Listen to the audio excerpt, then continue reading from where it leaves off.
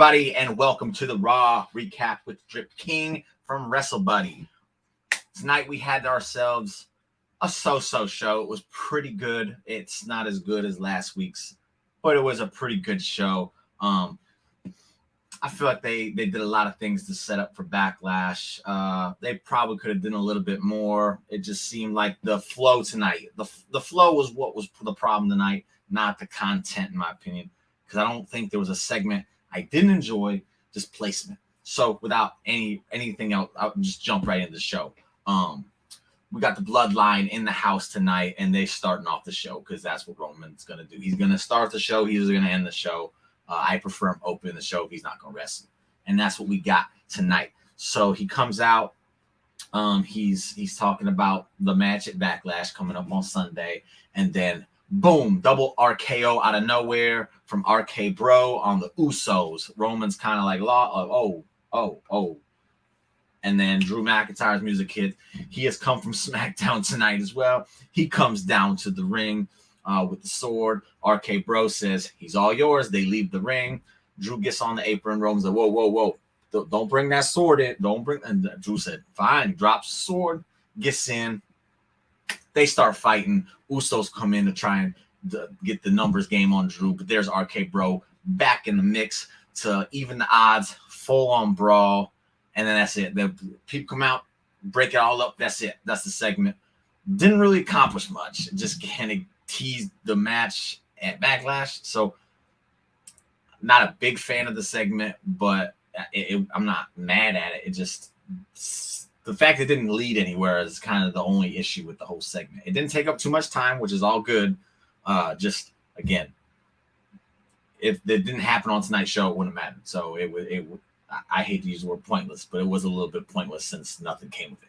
But that's that. From there, we go to the back, and we got a segment with the Street Profits, and they are with Ezekiel, our main man Ezekiel. And they're interrupted by Alpha Academy and Kevin Owens, and it's still saying, you're a liar, and you're a liar. Street Profits is like, yo, this is Zeke. They were having a drink with Zeke. Zeke's like, yo, this is pretty good. He's feeling it a little bit. This was all just to set up a six-man tag. So this segment was effective because it led somewhere. Whereas, again, the beginning one didn't lead anywhere. So it was like, what's the point of it? But anyway, so they go to commercial break, come back, and that's what we get is that six-man match. Kevin Owens, Alpha Academy versus Street Profits and Ezekiel. Decent match. I kind of don't get why they haven't done anything with Backlash leading up for Kevin Owens and Ezekiel yet. That doesn't make too much sense to me, but they're still teasing a little bit because they keep getting involved with things each week. This match ended when Zeke ended up taking the pinfall. I see a lot of people being like, he shouldn't have took a loss as soon. Hush. It's fine. There was reason for it. Kevin Owens dashed it, hit him from behind. Gable rolled him up, pinned him. It wasn't like he just got beat cleanly. So this is just open ending so that they can probably sneak in the Zeke Kevin Owens maybe on a pre-show match or something like that for Backlash, so that this whole Zeke thing actually leads to something on the pay-per-view, because it definitely should be. After that, commercial break, come back, AJ segment. He's talking about his match tonight against Damian Priest. If he beats Priest, that means Priest can't be at ringside at Backlash. But if he loses, then obviously Priest can't. So I think we all knew where this one was heading. They might have swerved us a little bit, so we always stay tuned just in case they do swerve us. But definitely, we could tell where it was heading. After that, there's a Sonya and Adam segment in which Adam is basically letting it be known, Sonya, you've abused your power too much. So tonight, you don't have any. You have no authority over anything tonight. You are a competitor, because the powers that be, they want to see you as a competitor tonight. They want to see what you can do. She is not happy about that. She's like, well, let's make it a no DQ match. And he goes, no, we're not doing anything because you have no power. And I'm just going to make it the six-man match. And basically that six-man match is going to be Becky, Sonya, and Rhea Ripley versus Liv Morgan, Asuka, and Bianca Belair. And that will be in the main event. Six-man ladies match main event. I'm all for that. Let's go. After that, we got Veer coming out, destroying Homeboy. They gave the dude he destroyed a promo before the match, and he basically was talking about he's the hometown guy, and it's been his dream to compete in Raw, and Veer scares the crap out of him, but he's going to accomplish his dreams tonight and wrestle on Raw. So that's what we were going with there. His dream quickly became a nightmare, though, because Veer destroyed him like we all assumed he would. And that's what Veer's going to keep doing, is just destroying fools until something major comes up for him. After that, we got an Edge promo, and I'm going to go ahead and say it. Last week, I was like, oh, I like the presentation. They took away the entrance, so shame on that. That's boo-boo, because the entrance was awesome last week. You don't get it this week. Edge's promos are not what they were last year. I know everyone claims he's like the best promo in the biz. Some people are the best in the biz today. A lot of people have him as like one of the top promos. All his promos now are just cheap heat. He's just ragging on the fan. He's trying to get heat. He's a heel. I get it, but that's all he's doing is cheap heat, and it's kind of like silly to me. When he's not doing cheap heat, I like what he's doing. It's just attacking the home crowd is kind of like, you're above that, Edge. You don't need to be doing that nonsense. But he's doing it. And basically he's talking about the match, their Judgment Day, yada yada. You know what he's talking about, because it's kind of the same thing he's talking about every week at this point.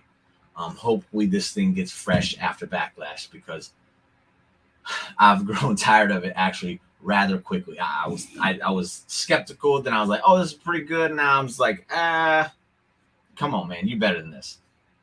But after that, we get the Edge versus why did I say Edge? I wrote Edge versus AJ. It wasn't Edge versus AJ. It's Damien Priest versus AJ. I'm sorry, Priest. You know I got love for you, man. Decent match here. We've seen it a few times, so it's nothing new. But it was a good match. Went through 2 segments. AJ went for the calf crusher. Edge jumped up. Distraction. AJ went after him. So we're like, oh, okay. Priest might actually pull this out. But then AJ reverses it, and he ends up getting the win. It was 1, 2, 3, and it's literally as soon as it said 3, Edge was in the ring, jumping on AJ, beating the crap out of him. Then he sicked Priest on him. They're double teaming on AJ. It's not looking good for old AJ Styles. They go get the chairs. They're setting up for the shoulder. They're about to do the concerto to his shoulder, take him out for good. Finn Balor makes the save. He takes out Priest. Edge kind of just leaves. Edge, Finn and AJ share a little moment, staring at each other, and then we get the too sweet moment. And just with there, I see people out there saying, oh, WWE's trying to cash in on a Bullet Club nonsense. It's a little too late for that. Shut the up. They're acknowledging history, which is what people always want them to do. They always ignore history, but then they acknowledge history, and then you guys come up with this stupid, silly nonsense to complain about. And it's like, why? Why can't you just enjoy what you're seeing? Like, I don't get it. Like, I want to know what goes on in someone's head to be like, they see something like that's kind of what I've been wanting them to do.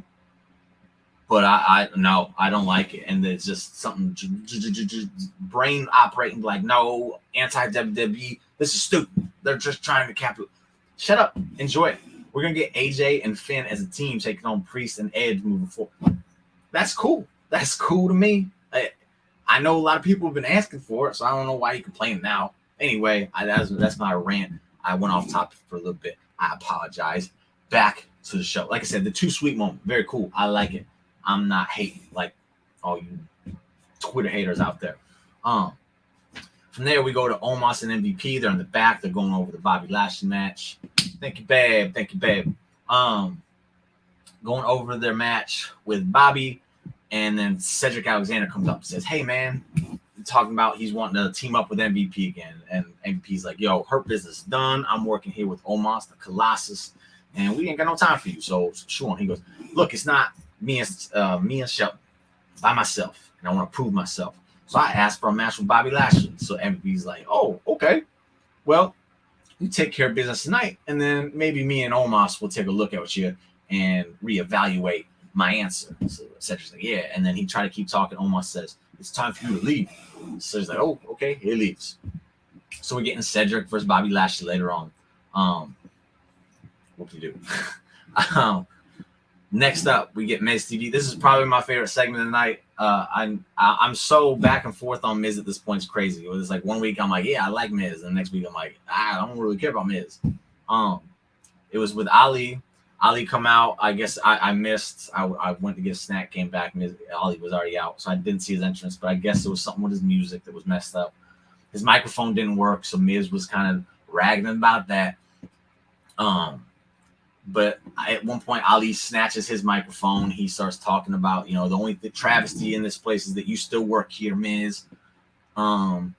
Miz tries to get his microphone back, but Ali pulled the switcheroo, so Miz's mic don't work. So he's mad now. He starts throwing a fit. Gets the mic to come on because he's in charge of Miz TV. So obviously they got to let his mic come back on. Austin Theory then makes an entrance. And they will run it. I agree. They shouldn't be like, hey, the club. They shouldn't say anything about club, but they're acknowledging that there's history there, and that's what people want. If it's just AJ and Finn, cool. That's all I care about.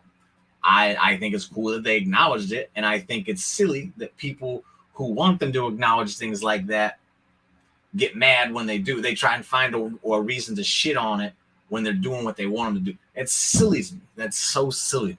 Back on that. Yeah, I agree with you, Dave. I'm just pointing out the part I don't like about it. But back to the Miz TV part. So Theory comes back out. He lets Miz know, like, hey, I talked to Mr. McMahon, and we had that loss stricken from the record book. Miz is very thankful. Thank you very much there, Theory. Then he says, I know you want a match against me, so you're going to get your championship contenders match tonight, Ali. Ali is happy. Like, that's what I like to see.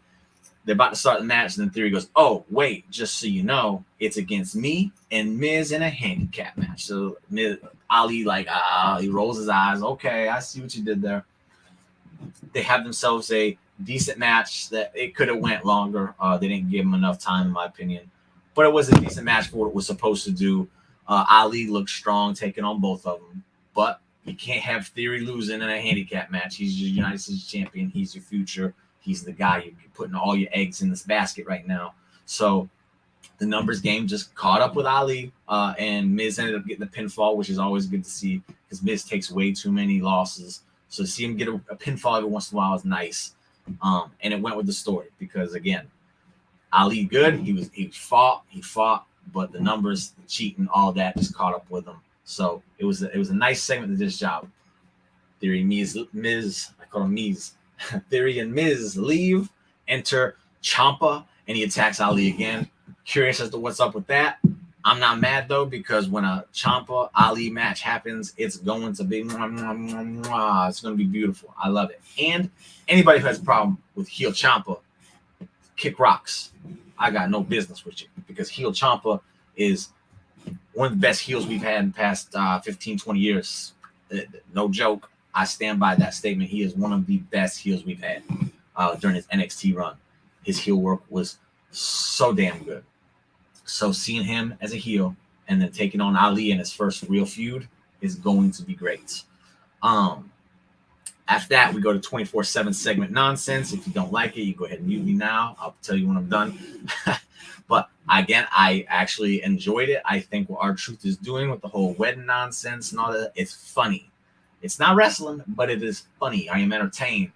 They're going through all this nonsense, and then Nikki Ash just comes in like a wrecking ball, knocks everybody over, pins Dana Brooke, and leaves. Then Dana Brooke's like, Reggie, you better give me a rematch, or we're going to have a problem. Which leads us to the next segment. It's a rematch that Reggie got his girl Dana to get her belt back against Nikki Ash. The match was trash, I'm not going to lie, but it's 24/7. I expect nothing less in the match department with these. Afterwards, I think Zawa tried to pin Dana Brooke. R-Truth tried to pin Dana Brooke, and then Reggie got her out, and he was trying to help her back, and then Instinct kicked in, and he tried to pin her, but he let her go immediately. He was like, I'm sorry, baby. Dana Brooke went around, we're getting a divorce. And Reggie's like, no, baby. And then that's the segment. Again, it is silly AF. I'm not going to argue against it. It is silly. But the difference between the 24/7 nonsense, silliness, whatever you want to call it now, and a few months ago it was like, it was dreadful. Now it's funny to me. So, and I see quite a few people saying the same. They actually think it's funny now. So, 24/7. You can come back now, unmute me. I'm done with 24/7 nonsense for now. After that, we got a Becky Lynch interview, and she basically was just talking about Oscar. She told the story like, hey, you were supposed to be a warrior when I went to be a mom. You dropped the ball. No. Don't put anybody with Ciampa. I like Ciampa alone. He is so good because when he gets a belt, we're gonna get Goldie back. Leave Ciampa alone. Leave him by his lonesome because that's how he works as a heel. It's fucking awesome. Excuse my French. But Becky's telling the story we all thought she would. Oscar was supposed to be a warrior while she went to be a mom. She dropped the ball. Becky came back. Oscar was nowhere to be found. And now that Becky's at her weakest, Oscar wants to come back and try to take advantage of it. And Becky's like, you will not get away with this, Oscar. Good. Just it was short and it was good by Becky because that's what she does. She's magnificent at it. It is why she is the best. And that's all it was. But we're gonna see them in the match later tonight, main event. So she didn't need to give too much there because we're gonna see confrontation a little later. Next up, it's Seth freaking Rollins appreciation night, and he's out there. He's got the spotlight on him because that's where it should be. He's Seth freaking Rollins, and he's about to reveal. I don't know what I was going with that. He's going to reveal a highlight of his trend. I'm all over my words right now. His rise to stardom and his spot now. But as it goes to start, here comes Cody Rhodes. Seth is losing his mind. His suit game was on point tonight. Just want to point that out. Wow. Cody comes out, calls him delusional. That's what Seth says. I'm delusional. Your dad was delusional because he thought he was transcending the business and he thought he deserved the champion. You can see Cody doing the good stuff, man. He's selling his anger, not with words, not with just his facials. They're good. He's not like ready to pounce, but you can tell he's like, man, you need to shut up or something's gonna happen. He says he thought he'd be the champion, but he wasn't good enough. And just like you're delusional. And as long as I'm here, you will never be world champion. Cody's like, okay. And then Seth tried to attack him. Cody ended up getting upper hand, hit the Cody cutter. Seth left. That's the segment. Good stuff to get us ready for Backlash. I know a lot of people think it's going to be Cody taking the loss here at Backlash. You're wrong. Cody ain't losing. Cody's being built up as a guy that will be looked at as a legitimate threat against Roman. Taking the loss of Seth kind of hurts that. Was the designer's efforts wasted? No. No. Lost my train of thought. Oh, so yes, Cody not losing. It will be another great match. It'll be probably better than the Backlash one. Cody has gotten a little bit more comfortable in a WWE ring and the style that they work. They've had a match and they've had several matches on house shows, so they have more chemistry. I think the match at Backlash will be better than at WrestleMania. And Cody will be coming out looking even stronger than he did at WrestleMania. If you can believe that. I do. That's what it's going to be. I look forward to this. And hopefully that'll be the end and Cody can move on and then Seth can go on to something where he can actually win because I don't like seeing Seth lose this often. After that, commercial, come back. We get Bobby Lashley versus Cedric Alexander. Omos and MVP come out to the stage to watch. MVP's running his mouth as the match is going. Cedric did some sneak attacks in the beginning to kind of make it look like, oh, he's getting upper hand. But then Bobby Lashley smash. End game. He wins. Lashley lock. That's it. So Cedric Alexander won't be joining MVP and Omos from the looks of it. Maybe that changes. I don't know. From there, we get a Liv interview. Very short, very sweet. I think when Liv is given a little bit of time and she shows passion, she comes off as a star. And that's how they should be doing it more of. And basically, she ended this little promo that she was doing, basically saying, Rhea isn't disappointed in me. She's disappointed in herself. End of it. And that's the last promo before we go into the main event, which is good because it's fresh in your head. Okay, the story of this match is definitely going to be Liv Morgan here. Because Rhea looked at it as a disappointment. She doesn't feel she's a disappointment. She's very confident in herself, and that's a first for Liv in a while, so that's good. Commercial come back, and before the main event, we go more to our true stuff, which he's talking to Reggie, saying, just don't be so down on yourself, dog. Reggie's like, I had everything, and he goes, yeah, I had my baby too. I had everything when I had my baby too, but not Dana Brooke has my baby. Asked about a prenup. Reggie's like, I don't know what a prenup is. So Reggie's like, oh, dog, you screwed. He he basically offered his services because now he's a lawyer for divorcees. He's certified in so many things. He lists them off, and Reggie's like, man, you talented and everything. He goes, yep, that's a segment. It's R-Truth. He's funny. If you know that R-Truth's funny, I don't know what's wrong with you. This was all R-Truth. He was funny. That segment also ended with an interesting thing. Nikki Ash, she won the 24/7 title earlier today, and then she lost it to Dana Brooke. So Reggie and R-Truth walked past her, and she's just sitting there moping. She's sad because she lost her belt. Then enter Doudrop. She goes, are you ready to stop playing silly games and get serious? And Nikki thought about for a second and says, yes, I am. So it looks like we're going to have a Nikki Ash Doudrop tag team. Good job. I love it. It's a pairing that will work. You're not doing anything with Nikki Ash. You're not doing anything with Doudrop. Put them together to help the women's tag team division at least stay somewhat fresh. This is the most effort they've ever put into it, so I'm going to applaud them for that. They could do better, but baby steps. I'll take baby steps. Good job on that. I think a Nikki Ash Doudrop tag team will be a lot of fun. Commercial break again. Come back. It's time for the main event. Becky, Sonya, and Rhea versus Bianca, Liv, and Oscar. Love to see ladies get the spotlight in the main event. You get 6 of them. I think they got 2 full segments to do this match. It was nothing crazy special. It was just a really good main event. It's very enjoyable. I might say it might be the best match to watch tonight, as far as quality and story going into it. Becky and Oscar had their moment. Becky didn't want nothing to do with it. She left, tagged in Sonya. Oscar sees that. She tags in Bianca because she's aware Bianca has the issues with her.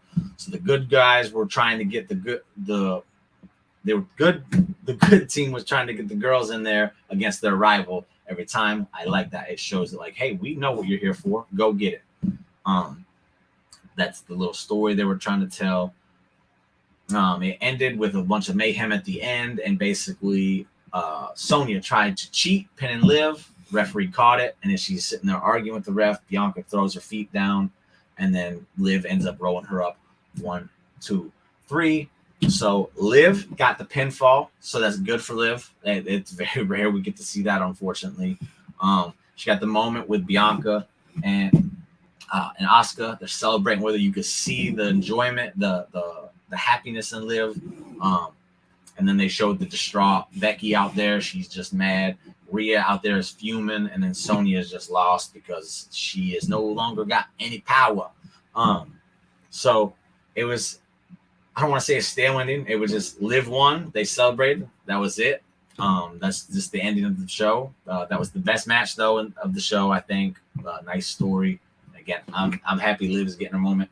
I hope they can find something to make her feel relevant enough to be in the main event spot on a continuous, a weekly basis. So yeah, that was the show. I enjoyed it. Again, pacing was weird. Spots, I think, she's just been changed up. I think we need to be seeing more KO on the show. He's just getting these little segments, and the work he's been doing, Alpha Academy as well.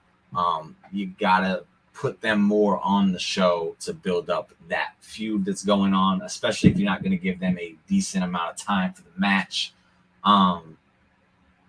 Yeah, that's the show. Again, Backlash is coming up.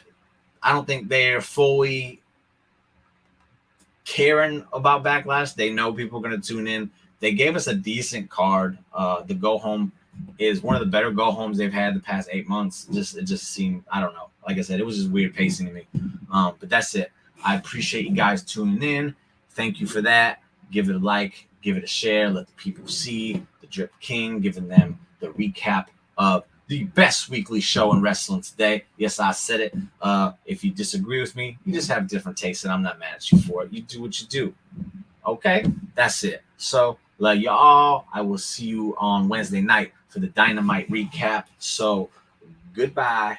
Boom.